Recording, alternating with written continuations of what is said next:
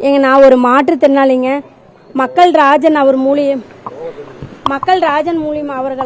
மூலியமாக பாலா சார் மூலியமாக நான் கவர்மெண்ட்ல எத்தனையோ டைம் ட்ரை பண்ணி எனக்கு கிடைக்காத ஒரு வண்டி, எல்லாத்துக்கும் வண்டி தானே அப்படிங்கிறாங்க. எனக்கு அது கிடையாது. வண்டி பெரிய விஷயம்.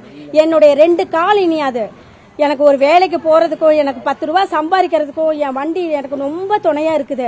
எனக்கு நான் பாலா சாருக்கு ரொம்ப நன்றி சொல்றேன். எனக்கு இந்த வண்டி கிடைச்சதுக்கு.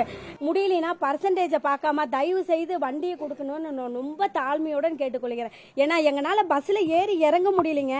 இப்ப எனக்கு 44 வயசு இல்லை, 30 வயசுல இருந்து எனக்கு 2 குழந்தை.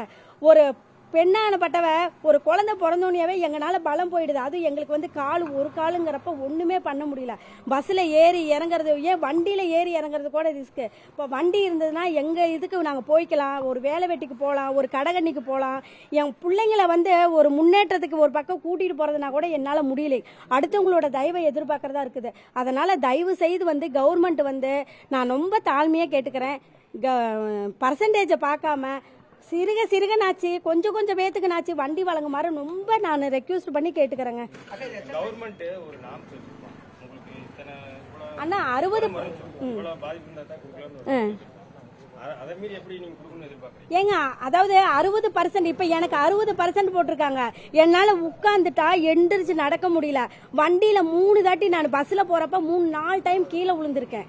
கீழே விழுந்து இதே பிரைவேட் பஸ்ல கவர்மெண்ட் பஸ்ல ஏற அண்ணா வண்டி எடுத்துடாதீங்கன்னா, நான் மாற்றுத்திறனாளி, வண்டி எடுத்துடாதீங்கன்னா எத்தனை நாள் ஏறி இருப்பீங்களா. சோலார்ல இருந்து ஒரு நாள் வரேன், வண்டி எடுத்துட்டாங்க. எடுக்க அந்த பக்கத்துல இருக்கிற ஒரு அம்மா பாவம், அந்த புள்ள 2வது படிக்கட்டுல ஏறவும் முடியாம இறங்கவும் முடியாம வண்டியை ஸ்பீடா எடுத்துட்டு வரீங்களே, அது கீழே விழுந்தா அந்த குடும்பம் என்ன ஆகும், அது யோசிச்சு பாத்தீங்களா அப்படின்னாங்க. அதுக்கெல்லாம் நான் ஒன்னும் பண்ண முடியாது அப்படின்னாங்க. அப்படி இருக்கிறப்ப எங்களுக்கு வண்டி இருந்ததுன்னா கவர்மெண்ட் எவ்வளவோ எல்லாத்துக்கும் பண்ணுது இல்லைங்க சார், எத்தனையோ செலவு பண்ணுது. ஏன் மாற்றுத்திறனாளிக்கு ஒரு வண்டி கொடுக்கறதுனால என்ன சார் கெட்டு போச்சு? அவங்களுக்கு எதுவுமே நஷ்டமாகாது சார். நான் கஷ்டப்பட்டிருக்கேன். அந்த அளவுக்கு நான் கஷ்டப்படுறதுனால நான் பேசுறேன்.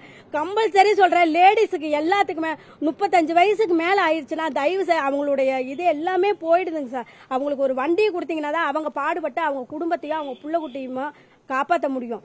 அதான் சார், நான் ஒரு 10-15 தாட்டிக்கு மேலேயே கொடுத்துருப்பேங்க சார். இப்ப சமீபத்துல ஒரு 2 வருஷத்துல மட்டும் ஒரு 4-5 டைம் கொடுத்துருப்பேன். திங்கக்கிழமை காலையில 8:30 போயிருவேன். ஏன்னா 8:30 மணிக்கு தான் எங்க வீட்டுக்காரர் கொண்டு 8:30 மணில இருந்து 10 மணி வரைக்கும் உட்கார்ந்துட்டு இருப்பேன். ஒரே வார்த்தையில என்னம்பாங்க, நீங்க இசேவை மையத்துல போய் புக் பண்ணுங்க. இசேவை மையத்துல பண்ணுங்க சார். இசேவை மையத்துல 4 தாட்டி பண்ணுனாங்க. 1 தாட்டில 2 தாட்டில 4 தாட்டி பண்ணுனேன். இசேவை மையத்துல இது இல்ல அது இல்லைன்னு ஒவ்வொன்னா இல்லைங்கிறப்ப நான் ரீவே தான் பண்ணிக்கிட்டே தான் இருந்தேன். நான் முயற்சி இன்ன வரைக்கும் பண்ணினேன். நான் வாரத்துல 3 நாள் லீவ் எடுத்தேன்னா என்ன வேலைக்கு வேணான்ட்டுருவாங்க. அப்படி இருக்கப்ப நான் என்ன பண்ண முடியும்? எனக்கு கம்பல்சரி வண்டி வேணும். நான் கவர்மெண்ட் மேல கம்ப்ளைண்ட் பண்ணல. கவர்மெண்ட் எத்தனையோ உதவி பண்ணுது. உதவி பண்ணலன்னு சொன்னா அது எங்களுக்கு பாவத்தை எடுக்குங்க சார். மாற்றுத்திறனாளிகள் எல்லாத்துக்கும் நல்லா உதவி பண்றாங்க. ஆனா இதையும் பண்ணுங்கன்னு தான் நான் சொல்றேன். நான் எல்லாத்து சார்பா நான் பேசுறேன். தயவு செய்து எல்லாருமே சொல்றேன், எனக்கு 60% 40% பார்க்காதீங்க. மாற்றுத்திறனாளியா எல்லாத்துக்கும் ஒட்டுக்கா கொடுக்காதீங்க. கொஞ்சமா நாச்சு எல்லாத்துக்கும் கொடுங்கன்னு தாங்க சார் ரொம்ப பணிவோட கேட்டுக்கிறேங்க சார். அவ்வளவுதான். செய்திகளை உடனுக்குடனும் துல்லியமாகவும் தெரிந்து கொள்ள சப்ஸ்கிரைப் பண்ணுங்க.